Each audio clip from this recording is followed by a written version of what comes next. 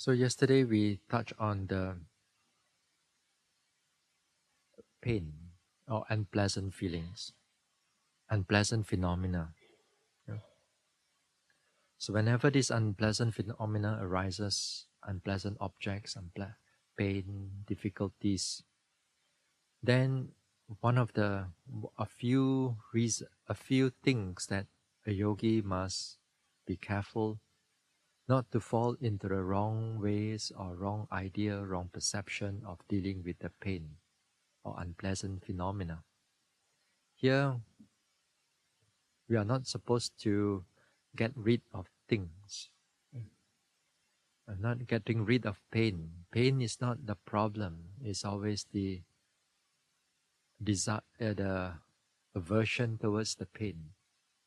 So we note the pain in order to see the true nature of the pain, observe the pain, not noting, not labeling the pain in order to make it go away. Yeah. Not to also, like I mentioned about what I mentioned, not to wait for it to end. Yeah. It's very different from wanting it to end. Yeah. The other one is that yogi, they have some knowledge of this practice, understanding of everything that's arising, that's disappearing, coming, going. Because of that theoretical understanding, the yogi try to see everything, to wait for it to disappear. But a lot of times the pain does not disappear. It does not show you at that moment of time, at that level of practice. It will show you more or different type of pain one after another, but it don't completely show you how it disappear. So when you expect something to happen, when you expect something to happen, and when you cannot able to see what you have, you think that you should see, then it creates frustration. It creates doubt. Yeah. So again here, your job is to see them as they really are. You finish the hour with the pain. If there's a pain is there, then you finish the hour with the pain. You don't worry whether the pain is going to end or not.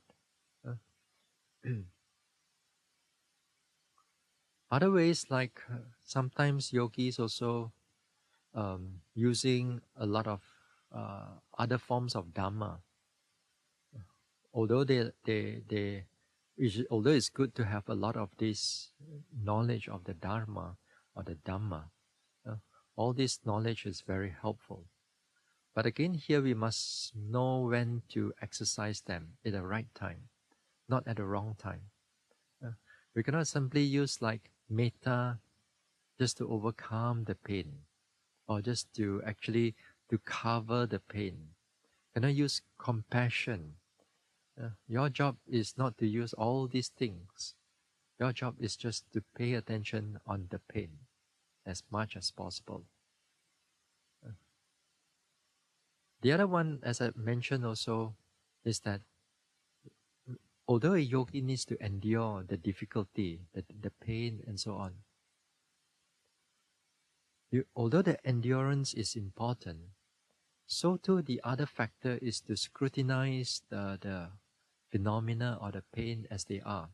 How it grow more, it grow less, it change from one pain to another, it move here and there. This is the scrutinizing part. This is the distinguishing part. But sometimes yogi just endure the pain, just to want to finish the hour, but they are not really paying attention to the pain, to the observation of what is going on. Uh, So they just bear up. Although it's good, you are able to bear up with such excruciating pain, but for Vipassana, it is not good enough, because the other, to go into Vipassana is to able to scrutinize the nature of the pain. Yeah. The other one, I think I forgot to mention, is that sometimes yogi also, due to their experience, if you want to escape the pain, you don't want to feel the pain so strongly. Sometimes what the yogis do is that they try to look from it far, far away. What do you mean by far, far away? You don't want to see it strongly. You know it's there. You know it's there. Just leave it there. If you go nearer, the mindfulness will magnify the pain and it will try to show you everything, including, that means, the painful feelings, the strong painful feelings, that you're able to notice it. But you want to finish the hour, you want to finish the sitting, but you don't want to see the pain, but the pain is there. So sometimes the yogi just resort to superficial means. Just know the pain there, and you don't do anything about it. There are Vipassana methods nowadays I've heard of that they teach yogis, whenever the pain comes in or whenever phenomena of unpleasant feelings come in, just know will do. No, just know. No more scrutinizing, nothing, just know. No will do. You just know. No. Anything, not just only pain, but in the name of Vipassana, everything is being noticed. Just know. Just know. You got some breathing, just know. You want to stretch, you want to lifting, pushing, just know everything, just know. There's no more scrutinizing, no more this one, no more distinguishing what the true nature of things as they really are. But everything is just know. So that they term this meditation, they term it as Vipassana too. But to me, it's, well, you're still taking up correct object. Not to say that you're not taking up the wrong object. You're taking up the right object. But you didn't do the another aspect of wisdom, which is to scrutinizing the truth, the object as they really are. You know that the people know that, okay, don't go into the story. Yes, don't go into the story. Good. Don't go in. Then meditate. You know which object to take up. Yes, good. That means you know how to distinguish different objects. Which one is the right one? Which one is the right one, and which one is not the suitable one? And with the right one, they didn't go further. They just know. Just know. Just know. Thoughts arises, just know. Feeling arises, just know. Hearing come in, just know. Everything, just know. Just knowing only. I mean, the whole meditation, the whole day you go through, as if very pleasant. There's not much pain. You don't have to walk so slowly. You can just sit outside. As I said, take a cup of coffee, and then just know anything that is passing through. Yeah. Nowadays, in the world of Vipassana, these things also is happening right now. So too, in connection with the pain. So sometimes yogi just know the pain superficially, and does not want to scrutinize it, because a lot of us actually dislike unpleasant feeling, kind of like inborn in us, or we have brought it from our lives after life, and now anything that is unpleasant, the mind quickly just want to suppress it. You want to see it, although you know the technique, you know the idea, but it's just anything that's unpleasant, just push it away. There are a lot of people in the world in this nature. They want to always to have happiness, joy, but when they face with any form of challenges, any form of pain, any form of difficulty, is just want to quickly suppress it. And with that, they come into meditation, they do the same thing. Anything that is painful, although they cannot run away, they just don't note it. Just know. Yeah. So this one also you have to be careful. Yeah. All phenomena has to be noted thoroughly, especially when you are sitting. Yeah. Whole hour of sitting. When you gain the momentum, you are supposed to sit down when everything is ready. You start to scrutinize everything, rising, falling, everything as best as you can until time's up. So the whole hour can be productive. Yeah. You don't have to wait until, sometimes there are people who can sit 2 hours, 3 hours. But sometimes we ask them, what do you do in the 2 or 3 hours? So what they do is that first hour is like getting ready, letting the mind calm down, peaceful, calm. Second hour, try to notice a little bit more. Third hour, struggling through everything. I said, you don't have to wait until 3 hours just to do something. I said, within an hour, you can be effectively noticing as if like you are doing 3 hours. So you sit down. When you're in a retreat, you sit down, you're ready, immediate noticing, immediate thoroughness, immediate immediate scrutinizing. Not wait until you feel like it, then only you start. So,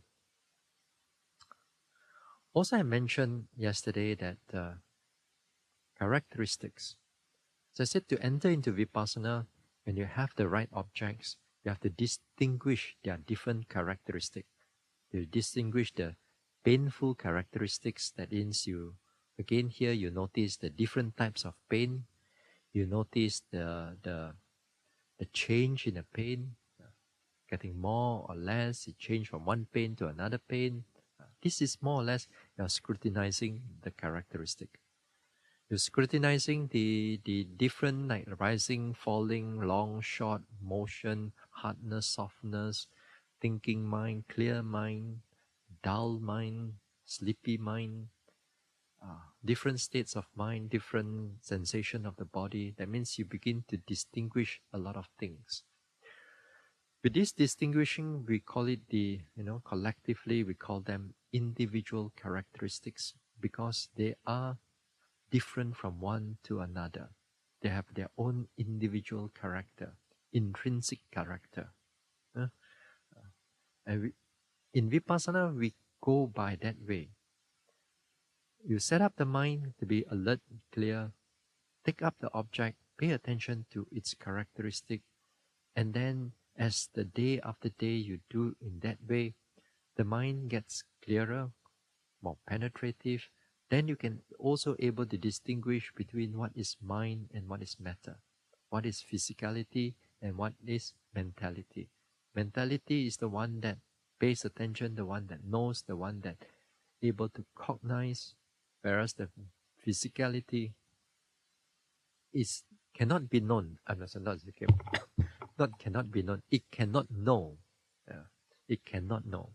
The mind can able to able to know what is going on, able to observe what is going on, able to cognize what is going on.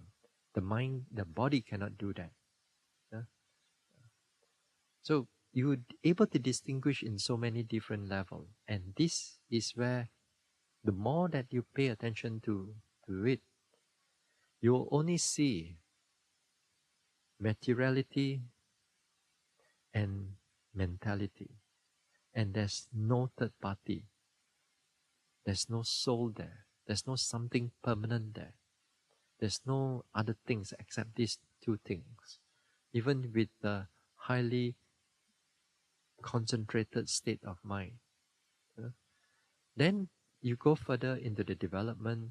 Also these characteristics, or this mind and body, you begin to see not only they are distinguishing two, but how they interact with each other in different levels, in different ways. Take, for example, the intention and so on. That you can notice mind then sensation, movement. So in many ways, it will show you to you. Now we come to this.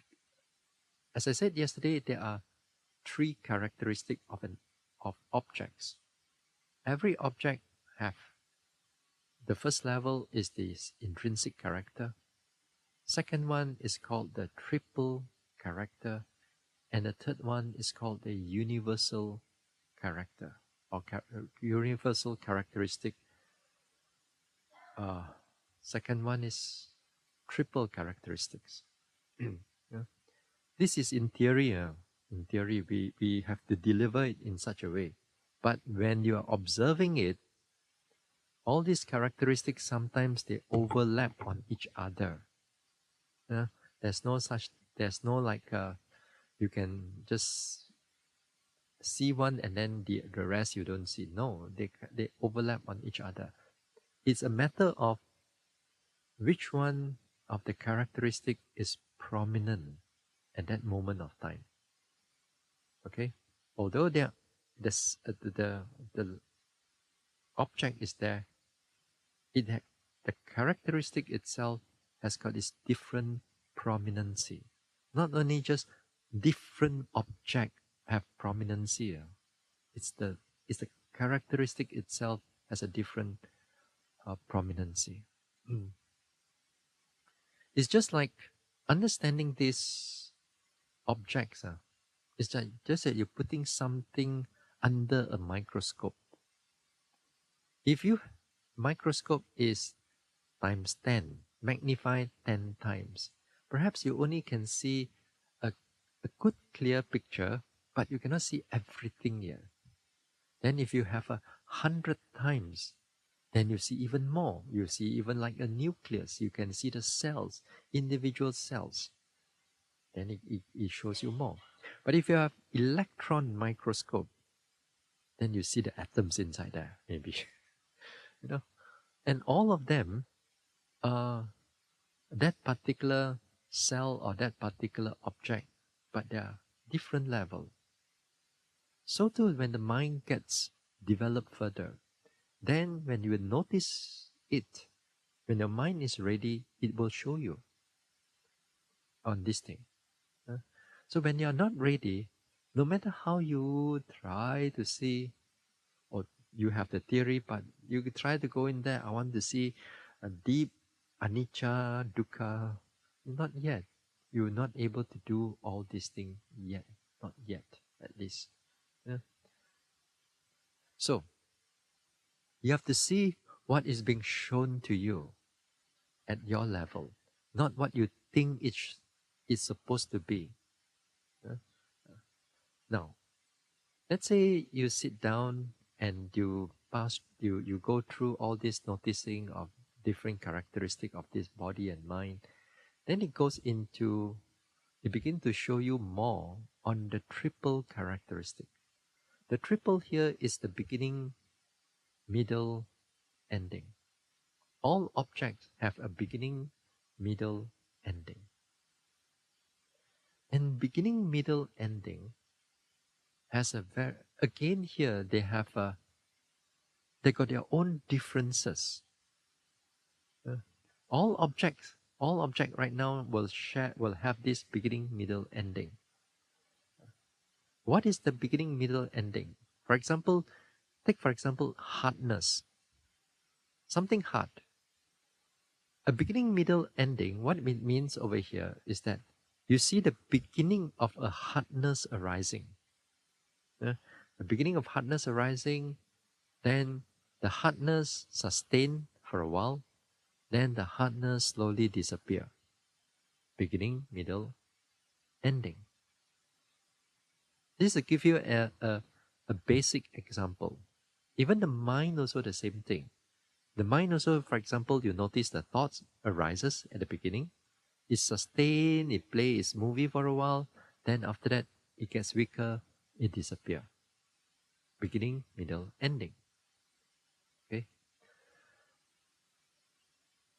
This beginning, middle, ending, they got their own patterns. They got their own way of presenting to you. Sometimes beginning, middle, ending can be quite fast. It's not as slow as I talk. It's sometimes within few seconds. Beginning, middle, ending already happen. Sometimes it may take a longer period of time. So it may go faster.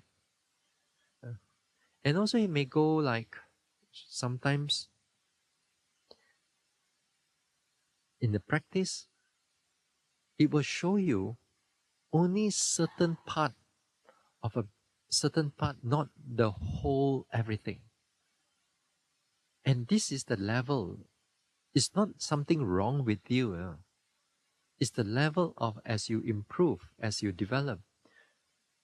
It only shows you a certain part of it, and it doesn't show you the other two parts of it. Take for example, like even in the noticing the intention, right? When you notice the intention, if you actually able to catch hold of the consciousness, the actual consciousness that arise a few times, then it disappear, then the leg starts moving. Without that consciousness arising, the leg does not move. It just stay there. So when you notice the intention and movement, you see conditioning. You see how the mind and body are interacting on each other, right? But now, the the triple characteristic also begin to show you, in a way, in a sense that right now you don't worry about the intention right now. Now you look at the leg right now. Now the leg is that exactly when it starts to begin to move, you exactly see the beginning of it. You exactly see the beginning of a movement of that this one, of the movement of the leg. But then you don't see exactly how it ends. You don't see exactly how it stops. You only see the beginning is very clear. The pushing, the dropping may not be that clear. Then again, the prominent one for the next step is the lifting starts begin. Or even like you notice the intention, but then the next thing of the pushing itself, it arises very clear. And how the pushing comes to the end, not that clear. You know it come to end, but it's not that clear as the beginning part of a pushing. Again, when it drops, you notice the intention, the dropping starts, and how it exactly landed on the floor. You are not so, you know, but you don't know how it exactly it stopped. But again here, the beginning part is very clear. So, in other words, they begin to show you of one part, they are very clear. Now, in other level, in other development, in other further, it will show you the ending only, and middle, beginning, not so clear. and we may think that, why? You ask me why? I have no answer with it, because every yogi, as you go through, it go through in that way. You know, it's a law of the mind. It's not how you develop your practice. It is not what you want. It is actually the way of development has got its own principle, has got its own nature as it progresses. And all beings, whether you are a human being, whether you're in the past, whether you're going to be in the future, or whether you're in the Deva world, you're going to go through the same thing as you progress. So it's not something like, why is it that you can see this, why you cannot see that. Sometimes it shows you in that way. So this is like a law of the mind. They call it, the Pali word is chitta niyama. The niyama means like a the way of, I mean the law of the mind. I don't know how to translate that niyama. Anyway, there will be also at times it shows you all the three. It shows you all the three. And it shows you everything. But then later on, as you progress, it doesn't show you all the three anymore. It shows you the ending. Yeah. So it's a very, the beginning, middle, and ending can be very confusing for some people. Yeah? So, due to its various nature of how it presents to the yogis, what will be important is that to the yogi is that you don't put any expectation in your observation. You don't put expectation in your observation, because whenever it's going to show you in whatever way, however it want to show you, you have to learn to see it as it is, not to see it as what you think it should be. And this is a very important aspect of development. A lot of times, you have theory, you have good theory, although the theory is correct, but you are not at that level yet, but you think that you are already at that level. You overestimate yourself. Then you think, how come the theory says like that? How come I only notice one part of it only? Something wrong with my practice.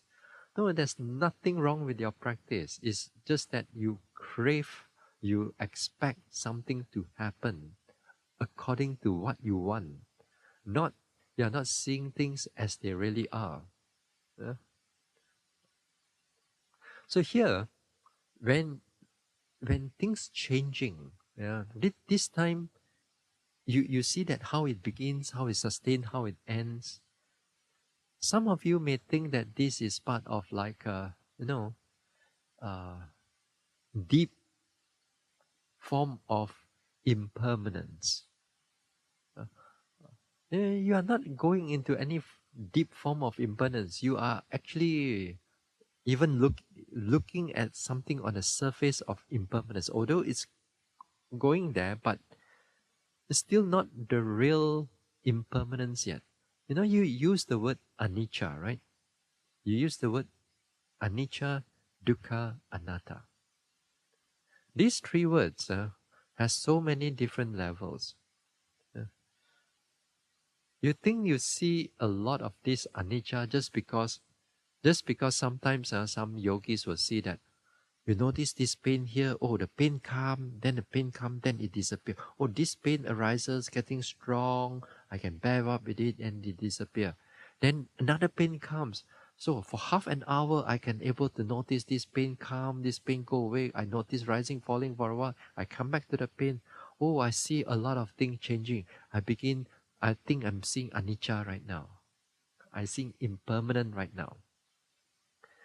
No, you are not seeing impermanent. You're not seeing deep impermanent yet. You're only seeing a surface of impermanent only, the superficial level of impermanent only. But during that time, you feel good because you can follow all the objects very clearly, and yet at the same time, you think that you are seeing a lot of it, a lot of changes.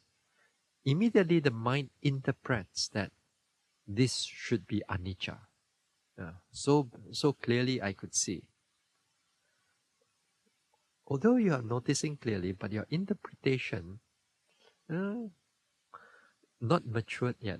Other words, so it's good that this interpretation, what is this anicca or dukkha or anatta or non-self or whatsoever, put it aside first. Just observe what is being shown to you. It shows you in this way. Keep noticing in this way. The changes can be very drastic right now. At times, the changes of arising, middle, ending can be quite fast, and they may not stay in a single object for a long period of time, as if like they are glancing through every object. Then this is where yogis also begin to doubt: am I doing it correctly? Yeah. Because this time, objects as if like it's running from one object to another object, running up, running down, from the head sensation, here sensation, pulling and rising, falling, and sitting, touching, and painful feelings, as if like the mind is so busy, and taking up an object may last just for a few seconds or a minute or two, then it moves again, then after that it moves again to the thoughts, to the hearing, as if like you're so busy noticing a lot of things. And again, sometimes the yogi may felt that, how come in the past I could able to note the rising and falling, I could stay with it, I could note it very clearly, how it come, how it go, how it change within that rising and falling. I could notice the pain, I can stay with the pain for 15 minutes, I can notice the going, coming, excruciating, I can notice all the pain. But this time, as if like I'm just touch and go on all these objects. Why is it that is happening in this way? And here, again here, you actually begin to sing on beginning, middle, or ending. Something to do with changing is coming in. Yeah.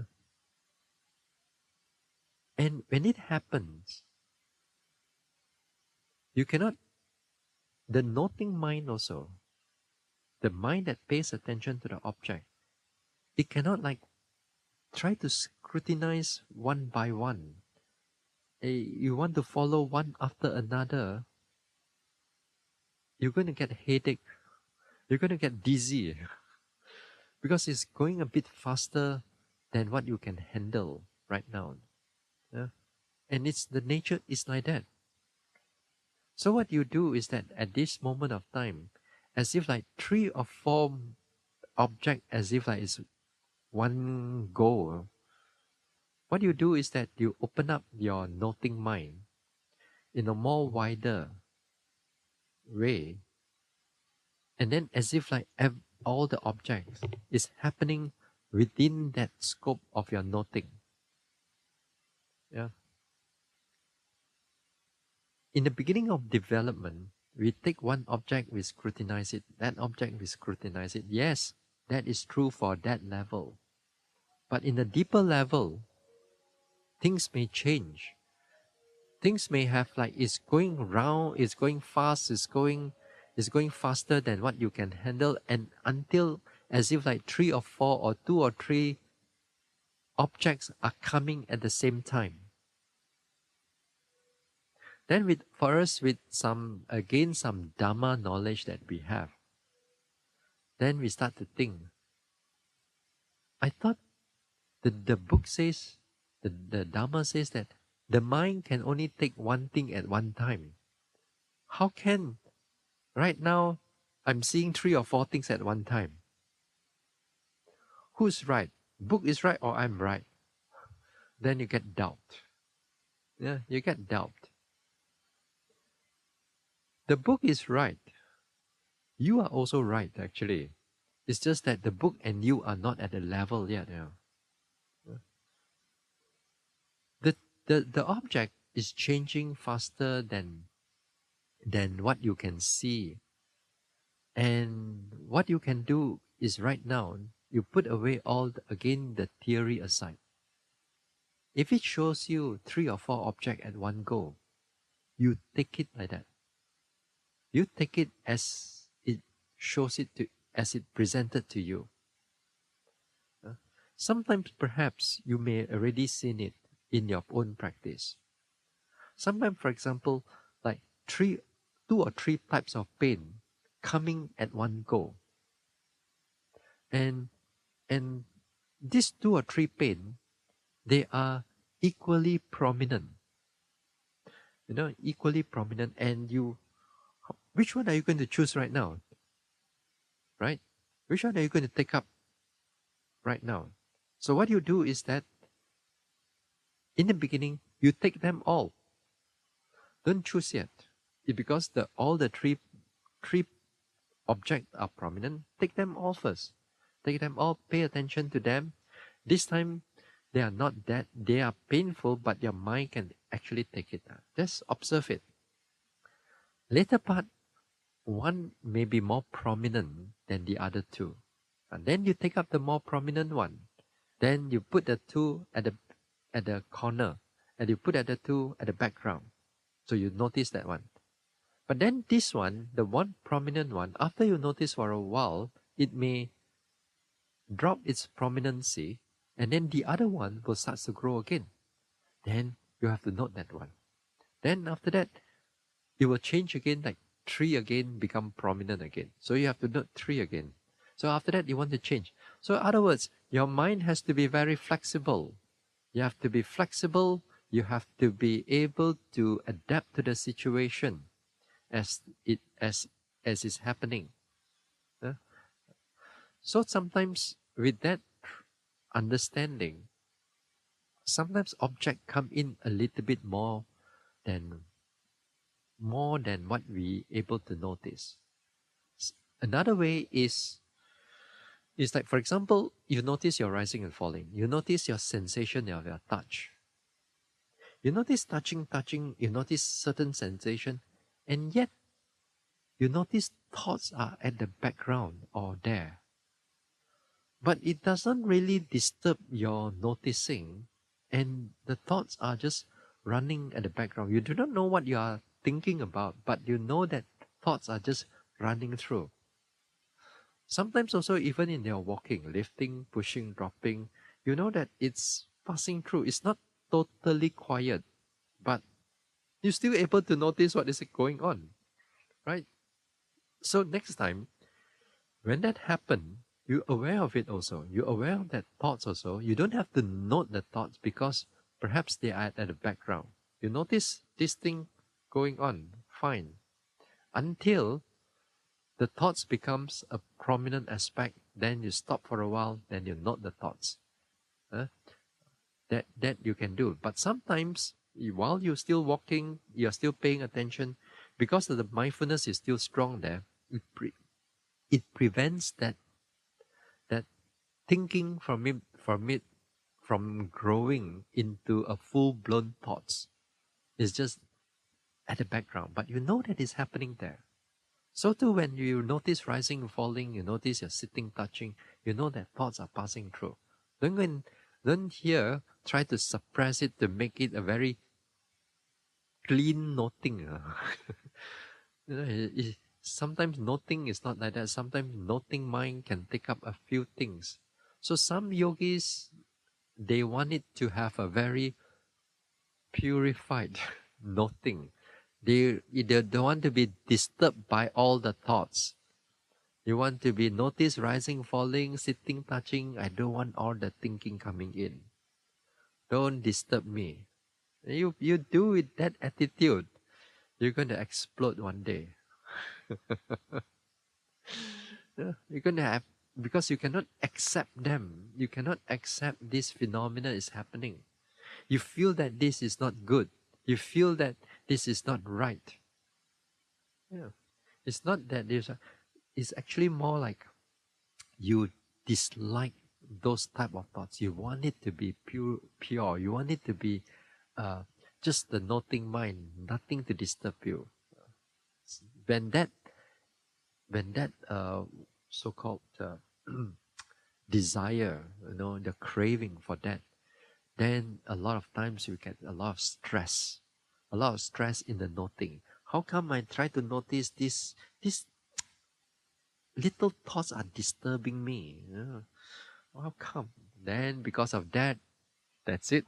You're going to get stressed. You don't realize that actually your aversion behind it, you dislike that way of noticing. So You learn to accept it also. You learn to accept them, that you can able to notice this rising, falling, you can notice sensation, you can notice this, and yet at the same time, the thoughts is just running just beside you. And it's not so strong at that time because the object, the bodily object are still clear. So actually you are noticing a few things at one go. And this is good actually. It is wonderful if you can do that. You know? Of course, it's better that the thoughts are completely away. That would be perfect. But it's not all the time. It's like that. A lot of time, it's just there's always some thoughts running here and there. So learn to accept the situation too. So I said, the noting mind is more expanded right now. Yeah, expanded at times, as I said, 3 or 4 objects which is the same prominency. When they come in, you take them all in as if like you cast a net onto all of them. Take them all in first. Observe them. Yeah? Then after that, one become prominent, then you let go, you put them at the behind, you put them at the background, you note the more prominent one. Then you don't fight it. It shows you in that way, you take it in that way. Yeah? So the mind is able to accept the differences. Of course, this is come with training. It comes with more and more practice. Just to give you a head start sometimes, to give you at least some theory that these things, when it happens, you have to see them as they really are, not what you think it should be. A lot of times, when you will go into this retreat again and again, retreat after retreat, development will sure to come in. If you do what you are doing right now, it will sure to come in. It will take its time, but it's sure to come in. When it comes in, that means progress. When it comes in, you see phenomena that you are totally have not seen it before. And you are you're going to have doubts about whether it's right or wrong object, or right or wrong that you are noticing. Sometimes you may not have teachers around you. Sometimes you are meditating on your own. So what are you going to do this time? What are you going to do? What is your guideline right now? So what you will need to do is that you ask yourself, am I mindful right now? Am I alert right now? Am I mindful right now? Is this object happening in front of me right now? If in front of me it happens, you know that you're mindful, you know that you're alert, then you got to learn to trust the experiences. You got to learn to trust those objects. That means you got to learn to trust your mindfulness to unfold the phenomena for you. And your idea and your thoughts and your critical thinking or all your knowledge, put it aside first. Put it aside. Just pay attention to what is going on. With the mindfulness, when you have mindfulness, then you will not do the wrong things. When there's no mindfulness, then all kinds of nonsense will start coming in.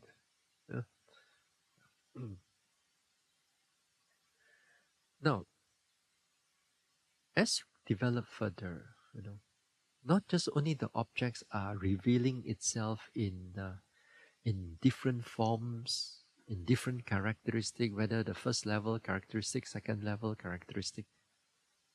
But another thing also you must realize that the noting mind itself is also getting stronger, getting more powerful, more penetrative. Just like the microscope, if from a times 10, now it's going to go into times 100 already, That means the microscope, the mind itself also become much more powerful. When it's much more powerful, it can notice a lot of things more than what you're not able to notice right now. Okay, a lot of things that it is going to surface. More objects is going to surface, and the number of objects that's going to surface is this connected to pleasantness, to pleasant feelings, to joy. Now, what joy you have? Pain, pain, and more pain. The only joy, you sit down in the dining hall and you have your food and everything is just nice. After that, you come back to the room. Here again is all suffering. But there will be times when the mind becomes powerful. The joy, the pleasant feelings also become part of a very prominent object, not just only the unpleasant feelings. A lot of these phenomena that you've seen it once in a while, perhaps, not to say totally don't have, but when the mind is powerful, it's able to uncover a lot of phenomena which is hidden from you. Another one that is also hidden from you right now is the neutral feelings. You will see most of the time the prominent ones are like the painful feelings, different type of painful feelings. That one, it's obvious.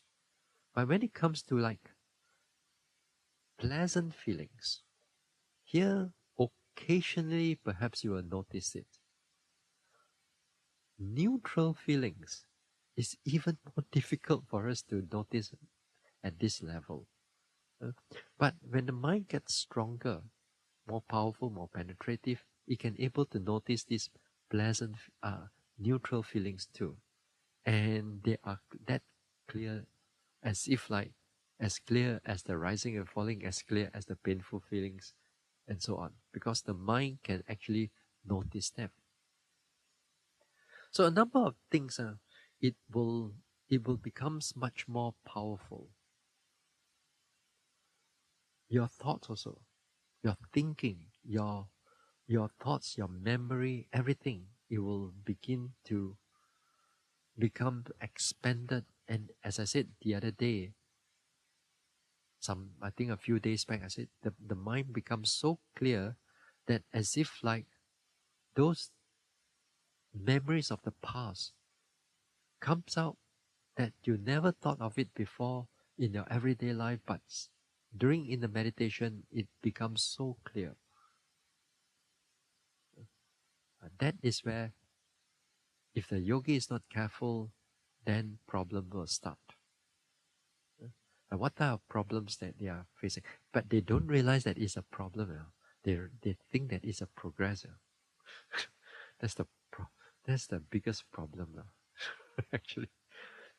Now what, for example, as I said, mind gets powerful, everything gets expanded. Sometimes for some yogis, they see, for example,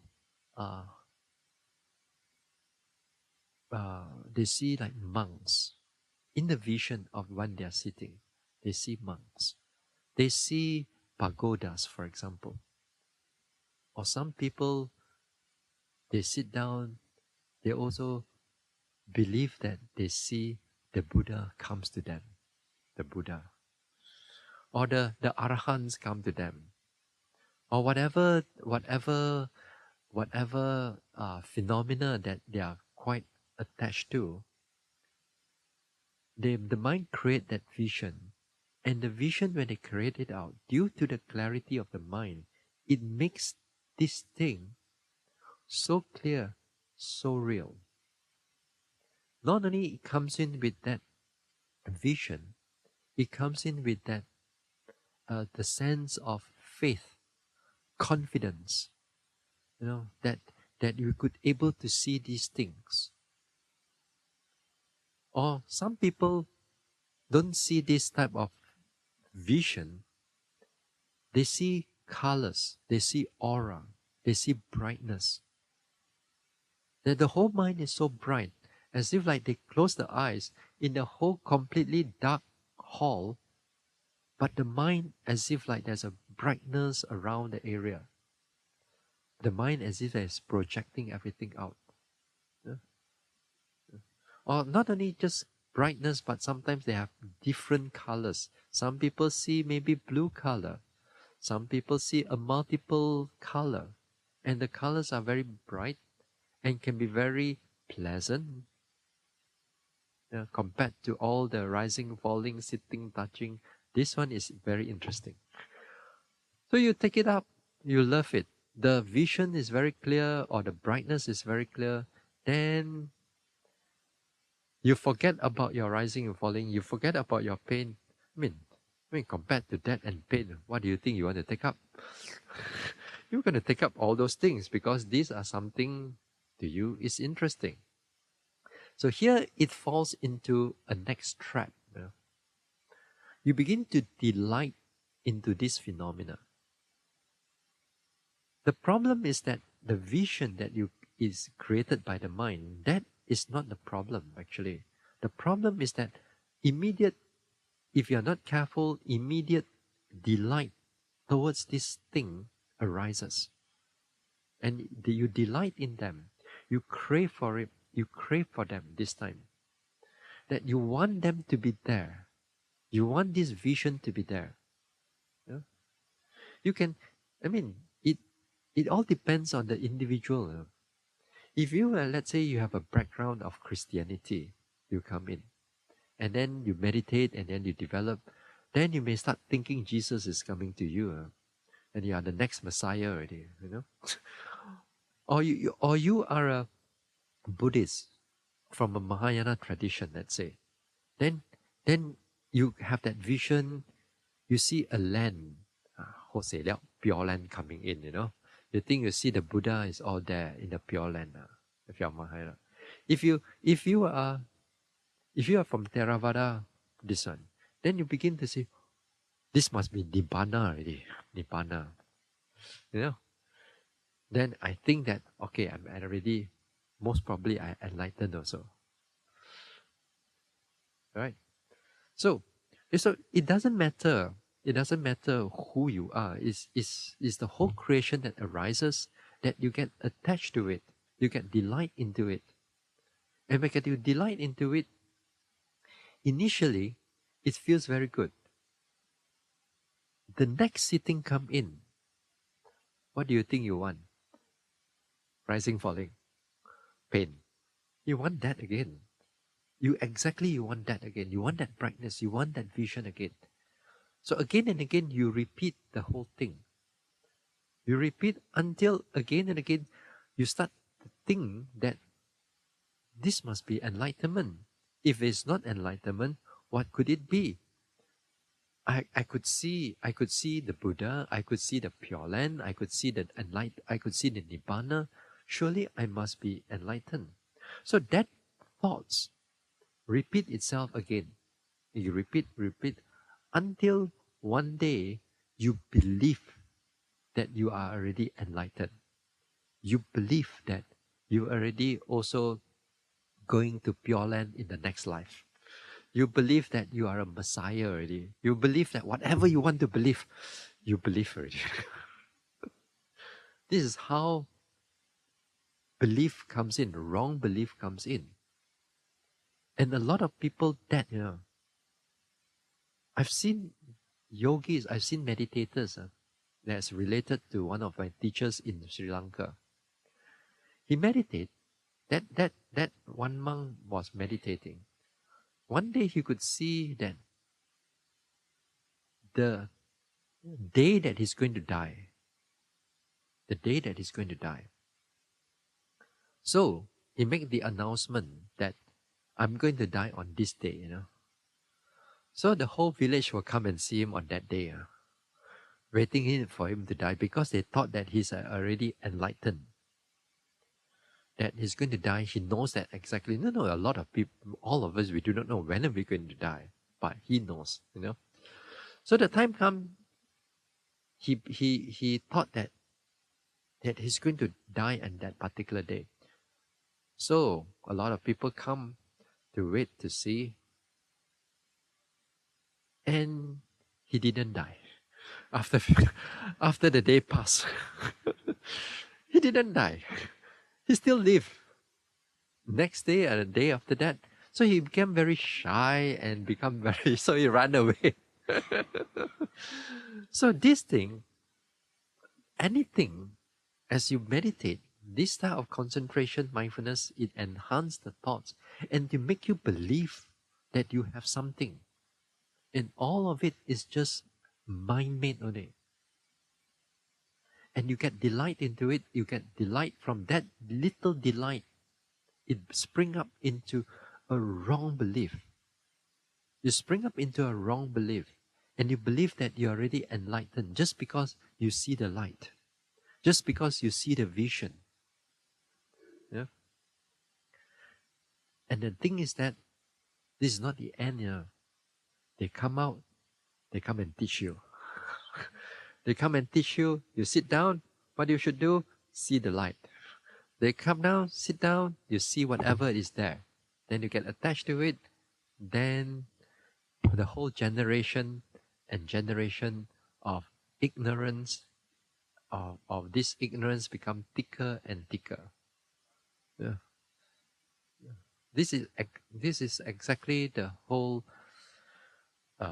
This is where the Dhamma is being covered up. The real Dhamma is being covered up because these things are more delightful, are more interesting than the real Dhamma. So this can go quite. You got to be careful. So not only just this type of things, but sometimes yogi may have even the right objects also. For example, they notice pleasant feeling arises, and this time the pleasant feeling that arises, they are not coming in from your sensual pleasures, not coming in from your seeing, smelling, tasting, touching, and so on. It comes in from a purified state of mind. And that, it comes in with the progress, it comes in with your mind is totally free from all the hindrances. And this type of pleasantness arises. And it's so pleasant. And it's so pleasant until you forget about all your pain and everything. You don't want to see the pain, you will just want that pleasantness.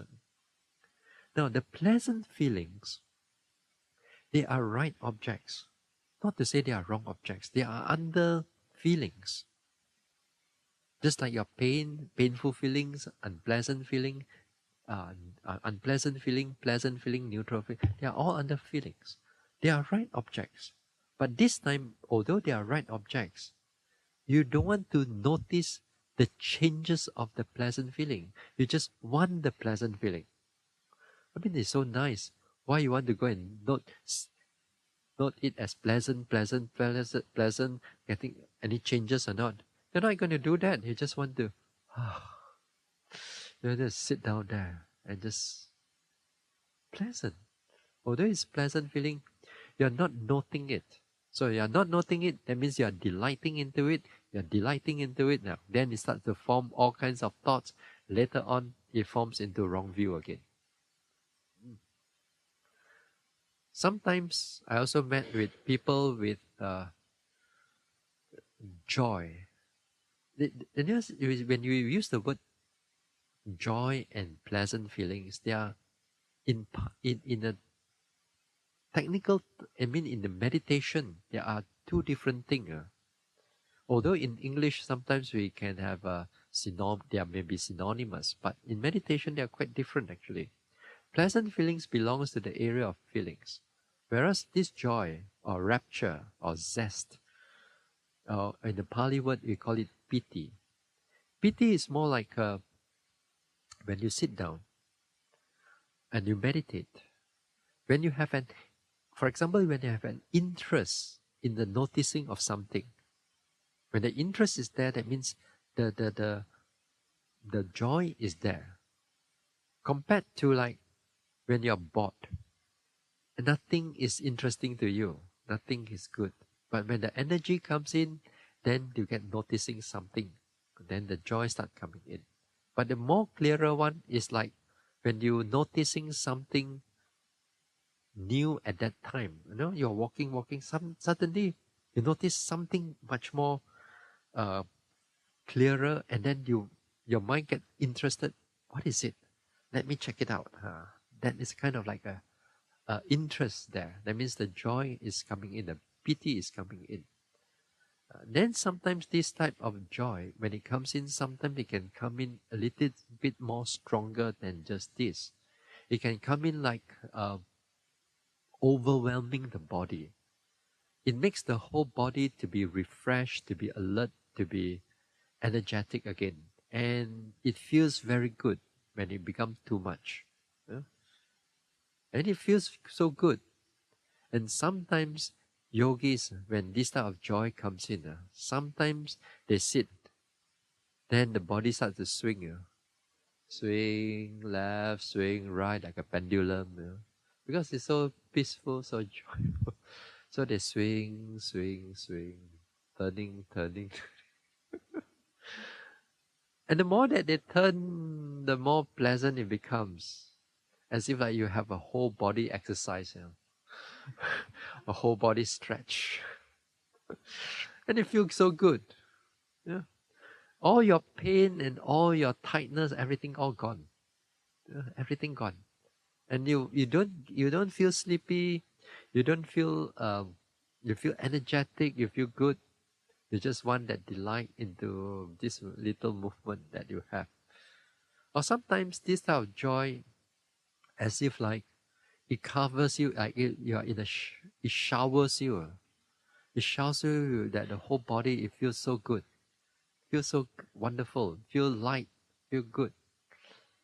So every time when this thing happens, we see many yogis get caught into this thing. They delight into all these phenomena. So when this happens, what you should do? Again here, as a Vipassana meditator, we also don't push them away. We don't push them away, neither we should welcome them also. When it arises, your job is to note them. What else you do? Just, let's say, you sit there, and then this vision very clear comes in. You know that your vision is clear, you see all these phenomena, wonderful visions that you may see, places, pictures, or, or objects of faith, other words, That when you notice those things, you just notice seeing, seeing, seeing, seeing, seeing, seeing, seeing, as if like you see something, or vision, vision, vision, vision, vision. Remind yourself, don't get attached to all these things. Don't get attached, don't attach. Just not seeing, seeing, seeing, seeing, seeing.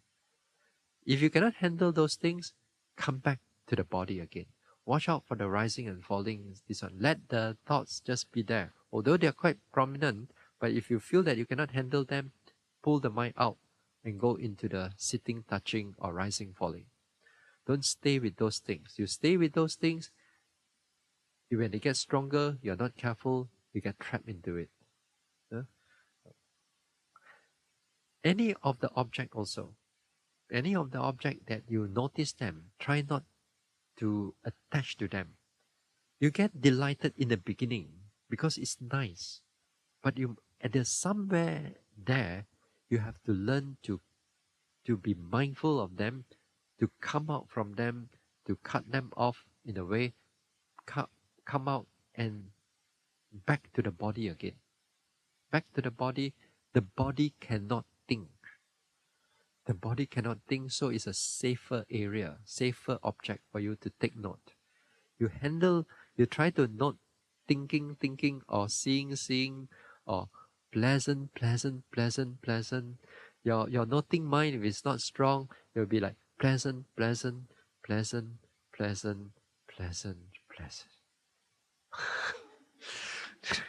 You're just lost inside there. You thought that you are strong, but because you don't have the energy to sustain on it, so might as well pull it out to the body again. I know it's nice. I know it's really delightful. We experienced it before. So be careful. Don't get trapped into that thing. The culprit here it starts off with that craving. From that craving, it goes into wrong thinking. From wrong thinking, it goes into wrong view. The defilements grow from like that, in that way. So you have to be careful. Just you learn to, right at the beginning, we learn to cut it off. Cut off. If you note it carefully, then the craving doesn't come in. Then if the craving doesn't come in, no wrong thinking, no wrong thinking, no wrong views. Then you back to your on track again in the Vipassana. Many people, many yogis I've met in the past, they come in, and I've never seen them before, or once in a while I meet here and there. A lot of times people get caught into this thing, and they believe that they are already enlightened. And when I listen to what they say about enlightenment, or they describe it as just pleasant feeling, then I know that they get trapped. Not only in Vipassana, but in Samatha, tranquility meditation, also the same. The mind doesn't care whether you're doing Samatha or Vipassana. The craving is the craving. The craving is going to be there. If you are not careful, even if you do Samatha, you thought that everything must be delightful, must be nice. You just forget that the craving is there. Even you do tranquility meditation, you're not supposed to attach to the calmness and peacefulness. If you get attached to it, then you believe that you have all this jhana, you have this calm state, absorbed state of mind, and you think that you have this special one-pointed. You don't realize that it's just another craving that is attached, and you believe that you have something. You free from that craving. Truly, if you just pay attention to the object of your even samatha meditation, then progress will go further. If you just delight into that calmness and pleasantness, again, you're going to end up with the same result that just now what I mentioned. So whether it's samatha or vipassana is not the thing, it's the craving that you have to be very careful.